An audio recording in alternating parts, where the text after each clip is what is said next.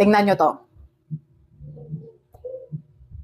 Grabe, ang ganda niya sa lips ni, ang soft, ang smooth, at hindi siya namumuo. O eto lang yan, mi 79 pesos ko lang to nabili. Grabe, ganun siya kamura. Tapos, ang ganda ng quality, ang ganda ng packaging niya. Para siyang mamahalin. Pero wala pang 100 pesos. Eto siya mga mi, shade number, ano to ha? Shade number 3.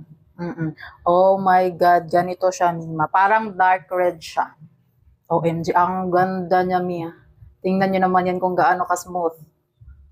Ayan, walang pamumuong nangyayari kahit damihan nyo pa. Grabe, ang lambot, ang soft, ang smooth niya sa lips.